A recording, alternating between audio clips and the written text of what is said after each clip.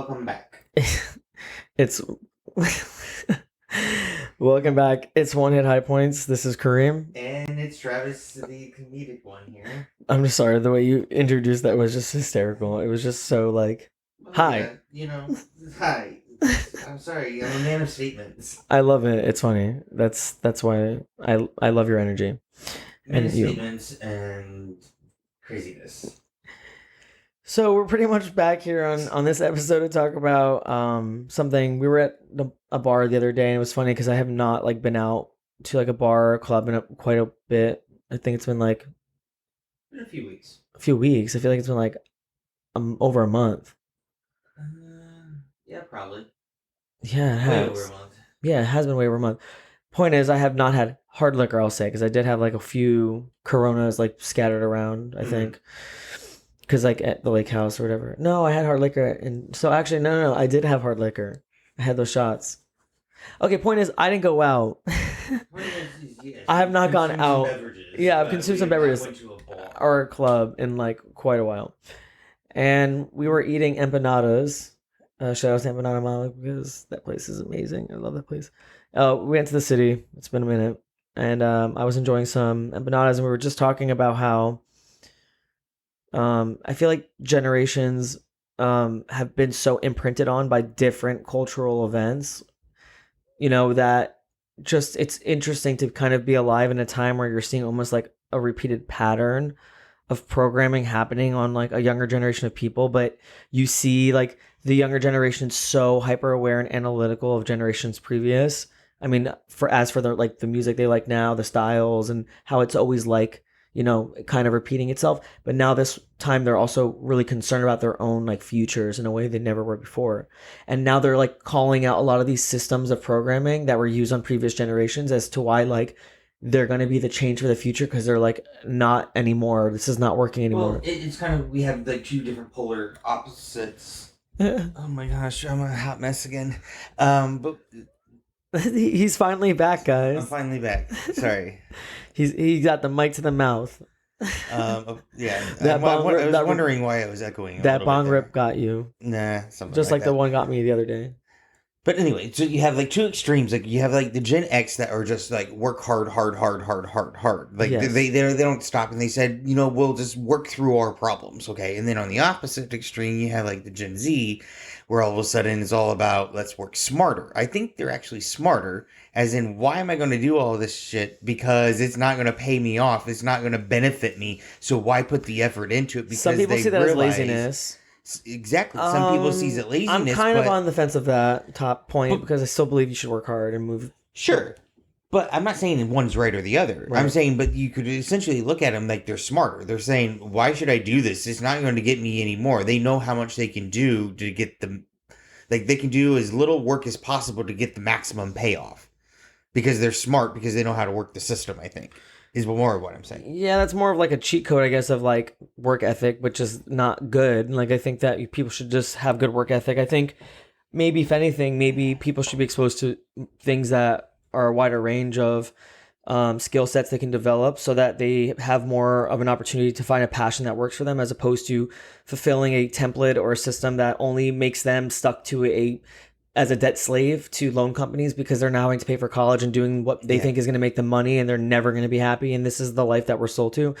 Yeah. So that's kind of what I'm like on, I support. But as for like, I think having like a work ethic, that's something that I think either you're born with it or you really have to have it instilled in you with great parents or whoever can raise you, because work ethic is everything. If you are someone who just doesn't value the discipline of kind of creating or doing things, it can really impact the rest of your life. And I can speak from experience how firsthand, like just not feeling motivated in something or being constantly, what's that word you push things off all the time? Procrastinate. Like if you constantly do that and you make that like the discipline in what you're doing, you're so disciplined in those types of horrible habits. I think it's going to make your whole life feel so unfulfilled and it's going to explode in your face one day. So, you just need to, I think, again, it just sucks because work ethic could be great in a person, but there's also depression, right? And there's also like just, anxiety that sometimes cripples you. But I think things You are have thrown. spurs of it that are good. Sometimes it's bad. Sometimes it's good. It's like, I think things are thrown at you a lot harder and faster today than what they were years ago. Even like in our childhood, if we look at it, and I kind of often wonder. I don't know what that all means, but kind of we wonder. used to get like new Razor scooters every year. Now we're like worrying about the newest like technology, like the newest Exactly, iPhone but or that's whatever. what I'm. That's kind of where I was going to make the parallel to is that like, is it because of technology? Is it because of social media? Those type of things where we're thrown all of these things so quickly because we created such a quick world in some I instances. love it. Don't get me wrong. I love it. You could even say from the jump from when the first commercial airlines started going off, like flying, like that probably really changed the dynamic of the world to make things all of a sudden problems became problems quicker because of air travel. The same thing even with the car, You know when you watch like something that's nostalgic though, and you kind of feel like a visceral reaction where you're like, oh, that really pissed me off, or oh, I really love that time, or whatever it may be. Like, I think people are so drawn to nostalgic things that we live in this ignorance is bliss kind of thing of how, oh, at least because it was nostalgic, it was great. But I'm not ignorant enough, maybe I am, ignorant enough to like hear like old songs or look at old things and just be like, oh wow, everything was great then. Like, no, I was also pretty aware that there was some horrible things going on that mhm. were really just accepted by society, or maybe we're just not aware of it. And I understand now that through social media we have a way of keeping accountable those responsible for world changing events, and I think that's a very beautiful and powerful thing, because truly to be awake in your lifetime or in your simulation or whatever the hell this is called, like, is to be really like, I guess, a powerful like person, because you're just kind of aware. You're just aware of how things work. So now your selective empathy doesn't start to become selective, but it starts to become like true empathy, where it then grows for humanity, and it makes you just a person who can look at this like lifetime in a more grateful way when you see like active change and active growth in people. But if you're someone who's constantly stuck in your own, the world revolves around me and I just can put my blinders on and act like it doesn't affect me, I think those things eventually will come to bite you in the ass.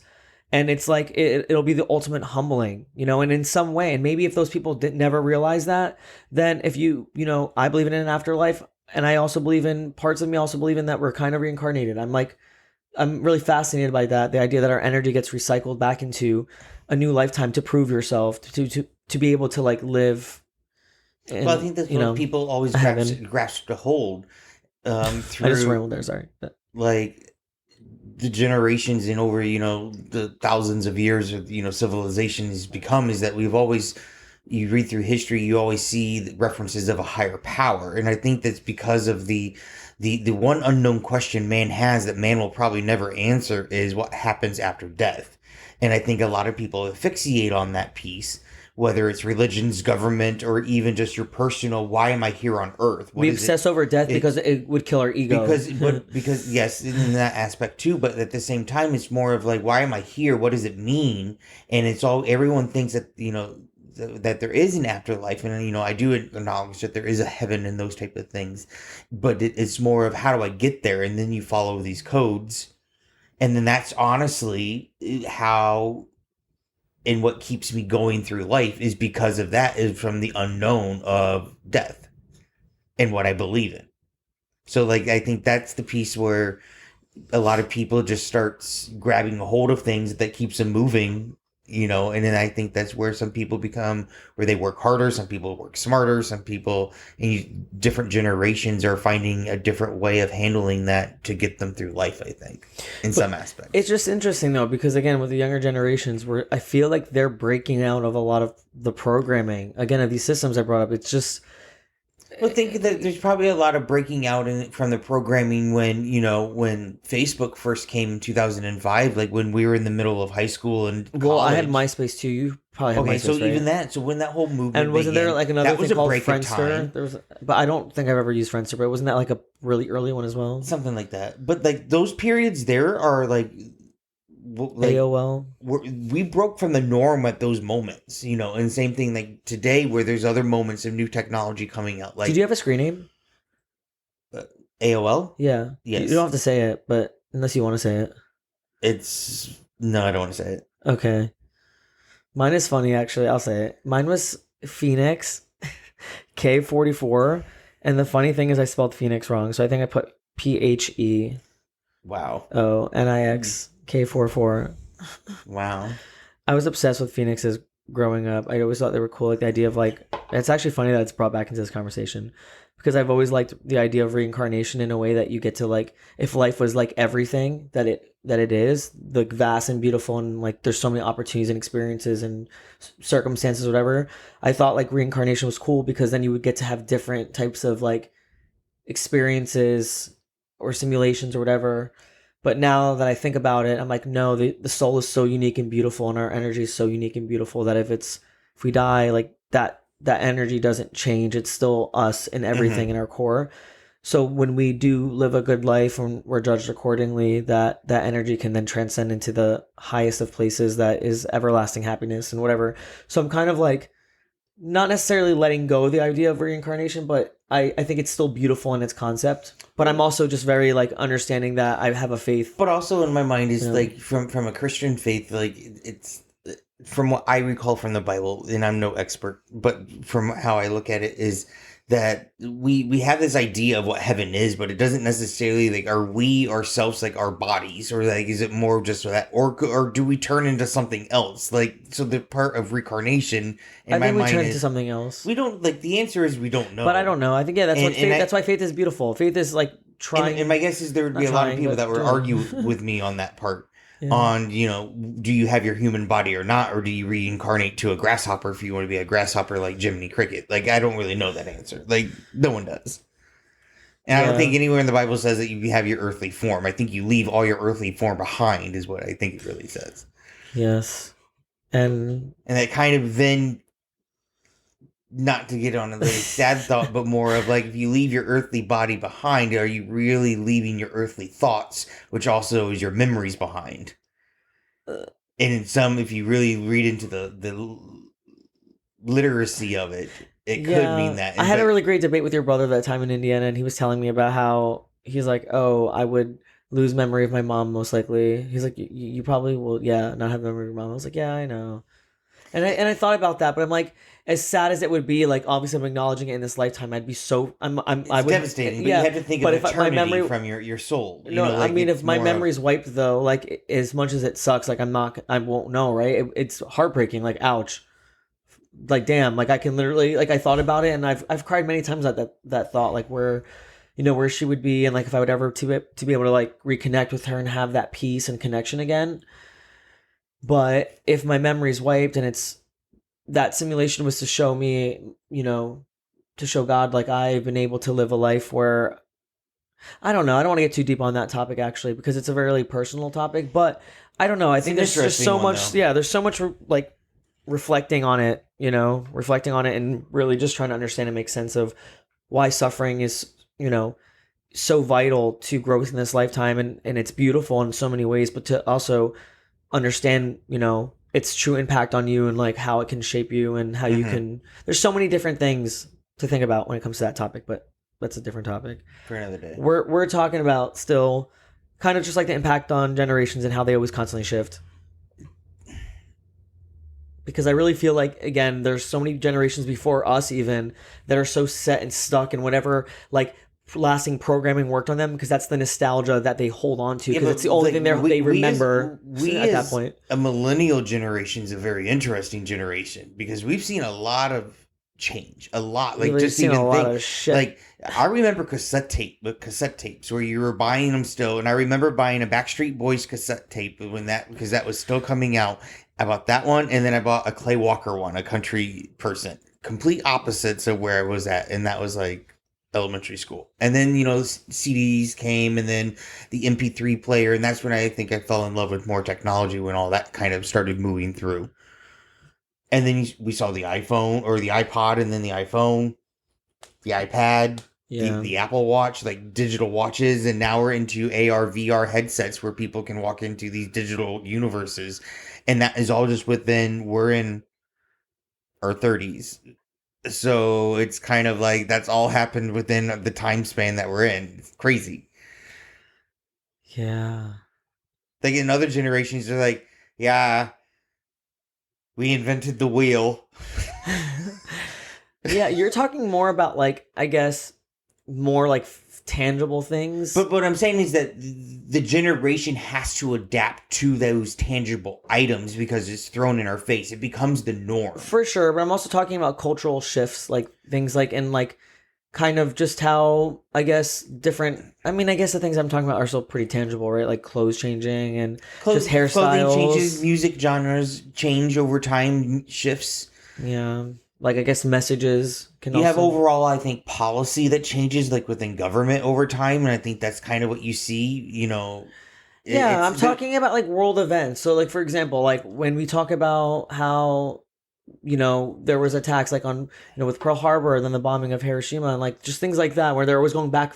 There's always just things happening throughout the world, and then it's like generations change, the Vietnam War, and well, I think that's all. We can just name all the different massive changes like 9/11 when I was like 7 years old or 8 years old, whatever. And 9/11 happened. It's all these shifts that are happening, and and you see mass psychosis created in your. I think you're more saying from all these traumas that are occurring that and how does one handle the cultural traumas. Shifts, world events, and as the world gets crazier, there's more and more traumas.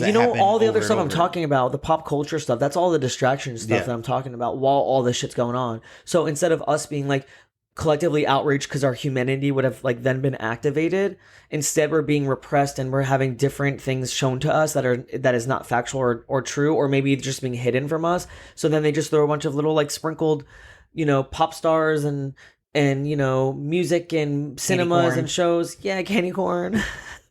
Holidays, like they distract you, and like I think we're not even realizing that the true primitive nature within humanity is also there and very present as well. And it's that constant battle of good and evil, and there's that spiritual warfare all around us, because whether you want to be religious or not, you can't deny that there's some type of spiritual force out there, because I feel like the way that there's this constant push and pull. How would you explain it if not? I mean, that like if someone like the agnostic people that believes where they believe in a higher power, but they don't believe in necessarily one particular fraction of religion or whatever. Mm-hmm. Those I can kind of maybe get behind. It's the ones that don't like the absence of God. Those individuals. I don't believe in absolute. I'm sorry, I might have a few friends that might actually be that way, but I would love to have the conversation. But how is that you believe that there's the absence of a higher power when there's so many unexplainable things in the world? You'd have to be all knowing. You have to be an all knowing being to know there's no such thing as God, or to know that our existence is just like only can be proven by science. Because I think that science still is in a way a faith in a lot of ways. And that always kind of, when I've heard that, I've always really took that and said, yes, it's like an ever growing faith, because it's allowing yourself to have more of a belief system the more it develops. And that's great. But I feel like at the same time, science can't explain everything, and therefore it does reach a limit in our understanding, at least now, and then like what we're capable of understanding now. So to still kind of have faith that science can prove there's no such thing as a God is still very much a faith, and would very much make you hypocritical to say that like you don't believe in religions because of that or whatever.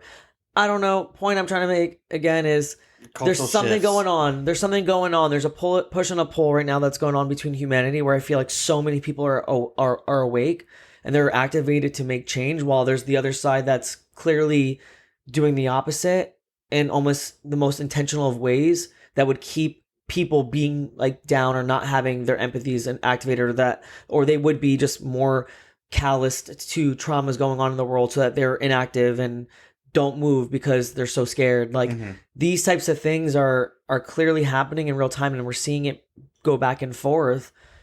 And I don't know, just seeing how unhinged everything is. I don't know. I wouldn't be surprised if, I don't want to say end times, but like, and the days are going to change as we know it. Like there's just going to be different. There's going to be such massive changes. I think history itself tells you that. I think we're just living through such a weird time in history, and it's maybe other people have felt this way about other changes, but in modern history, based off what we're able to record, I think this is just everything's so documented that we're feeling it all in real time, and it's weird. But I wouldn't change it for the world, because if it means... the rate that we receive information has changed so drastically. So we as generations are adapting to that because more is thrown to us. We're seeing how real the world is. And we basically live the pains of the world in real time. Yeah. Like even from, a school shooting in the United States to the genocide in Palestine. Yes. It's that you're hitting things in real time and it's affecting everyone. And you can't ignore it because it's there. It's there, it's happening, and like it's like you're proven guilty if you're aware of something, so like you're essentially admitting it. It's kind of like walking away from something, but at the same time it's like, what do you do in some aspects, and that's, you call your senators or your whatever. I don't know. That just being proactive. There's so many ways to be proactive. I've said this on other episodes. There's just so many ways to I guess make changes, whether you're active on social media, that you're educating yourself, that you're like reading history books, that you're speaking to actual people that are that have knowledge on the history of the I don't want to say the word conflict because it's not a conflict, it's actually very simple. But to talk about the occupation and the apartheid state, and the crimes against humanity committed, like you got to hear people actually being able to, who've experienced it and lived through it, like try to meet those people, talk to families that have actually gone through it, or that, maybe there's refugees, maybe go to refugee centers and help people, maybe donate money or go through your house and try to find clothes or whatever that you can just, there's so many things you can do. Yes, call your senators, go protest. Again, I think the number one way I would tell anyone to start is just educate yourself. Education's key. And even talking about it, it's the whole point of the podcast.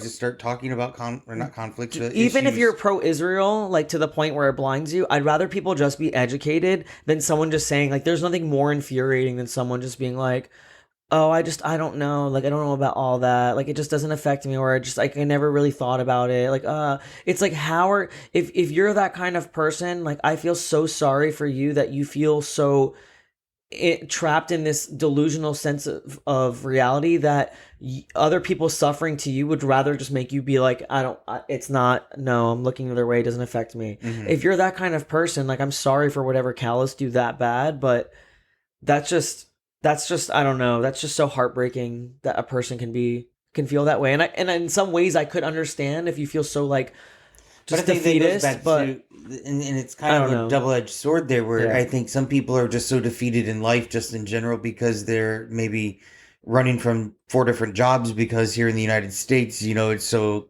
costly to live in some areas. So I think some people just don't have time to sit down to do where it sucks. But that's I think, in my opinion, programming. I think the government is doing that to people to make people like not care, and that there's so many different psychoses that have been created to make people just numb to things that are happening around them, and that's the push and pull I keep saying. Well, it's just like, when you start traveling to different countries and you start seeing the price differences of things, and all of a sudden you see like eggs at Trader Joe's here is $2.99, but when you go to maybe Europe, all of a sudden they're 49 cents.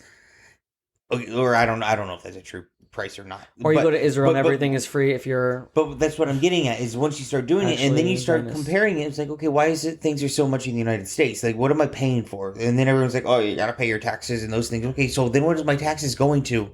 And like, I think if we start thinking about it that way, just understanding how much our food is and how much those things are compared to other countries and what are we actually paying then for. That should piss you off, right? Like, so if you're a person then who says, oh, it doesn't affect me, I don't want to look, but then you're mad about like your tax is not going to you and that it's going to foreign wars and makes everything expensive for you and you're just constantly bitching about it. Well, guess what? This cause affects you and you should speak on it. It should outrage you. And that's why I'm saying, even if you're pro-Israel, you should be mad. This is still going to affect you. Like, I don't know, the outrage, or the lack of outrage rather. I have the outrage, the lack of outrage in the average person just trying to say, yeah, I'm just trying to make it to my 9 to 5 and just make ends meet. Like, you should be outraged. This is still affecting you so bad. Like, there's so much rage inside, but it's hard to articulate in a way that makes it sound not so aggressive for the listener. Mm-hmm. But it's just because it's at this point, it's like, how are people not activated? And there's so many different avenues for, like, I guess, like angels like hitting you with like spiritual bows to try to activate people, and it's Like, how many attempts now do they need for people just to see, like, this is affecting you? Your humanity is being tested. Wake up. Wake up.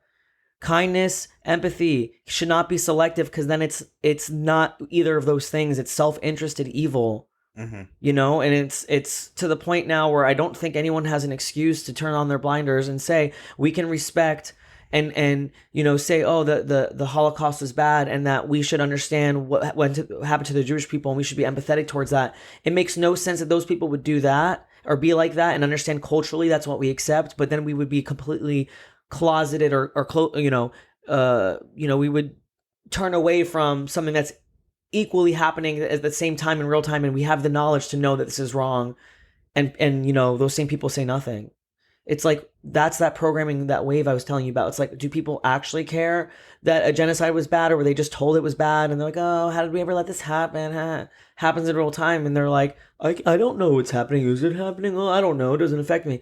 At this point, we have all the information as a generation to be equipped to make change. I don't know. I totally just rambled there, but I don't really give a shit. I think people need to hear it. And if it sounds aggressive, then fine. I think sometimes you need to just tell people straight and blatantly that you're being a fucking moron by acting like it doesn't affect you. But I say that with love too. So as long as it helps you change or wake up. No, I kind of, I agree with you on everything you said there. It's kind of like what we were saying earlier about everyone is so entrenched in the process or the system of, you know, trying to be the good person that contributes to society and try to be, you know, whatever religion they follow to go into that, you know, afterlife of that heaven, and they become so much about the system that they forget about, you know, that they actually have to be human and the humanity that goes with it. Yeah, because they just think that praying to be a good person is enough to just be a good person, and it's actually not. That's not my faith, right? So I had such a strong established faith in Christianity growing up my entire life. My faith would never allow me to believe that my inactiveness and my silence would ever make me a good person, and anything that affects the world globally, including myself, my family, my friends, and everyone in this country and everyone throughout the world, because I am aware that it does affect people. So my actually established great moral code is activated, and I can see that it's not selective, and it's genuinely for any walk of life on this planet. If this was happening, I cry for them. It's happening to people, like I said, in Yemen, humanity piece of, Sudan, you know? Congo. It's happening to the Armenians. It's happening to the Palestinians, but it's happening in a way where the system is being used the same to all these people, and that's the point I'm trying to make. That not only does it just affect, you know, Palestinians, it's affecting all the people that are suffering with these genocides, and that creates ripple effects that affect other people. These wars make the 1% rich. All the people, the citizens, become the debt slaves, and essentially it's a win-win for these elites who are killing us off, depopulating us. You know, again, I don't want to ramble on because, again, this is just such a passionate topic, but I think that hopefully there's been a shift and a change in the world, that, you know, people are awake enough that balance, that push and pull is now going to continue on, and we're going to start to hate that minority so much so that I think the system is war will never be a thing. Well, the system itself is struggling. That's idealistic. The system itself is struggling to more of cover up the atrocities that it's doing. So and that goes back to information is flowing faster to everyone else is dealing with it in traumas, and those trauma responses are now resisting and trying to standing up against the system because the system now doesn't have a mechanism to hide things. Is really what's happening. I think. We can just be extra cynical here and be like, or we can be like, oh no, they want us to wake up. This is another social experiment. They want a social experiment. They want to oh, they are breaking their programming. Great, the rats are finally doing us as the rats. All of us, us citizens of the planet, we're all the test dummy rats or whatever, test subject rats, and they're the ones saying oh, they're finally understanding that this is not working anymore, and they're doing better, and they figured out a different avenue. Now let's introduce this new thing, and then this new thing, and then this new thing. And I feel like that's how they're seeing us, the puppet masters. What do you think the puppet masters look like? This is probably why I love cheese so much. But unfortunately, you love cheese so much because... But I'm lactose intolerant, so I can't enjoy it often. Oh.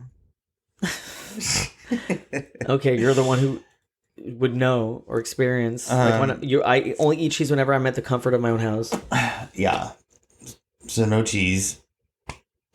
And Vegan cheese is actually really good.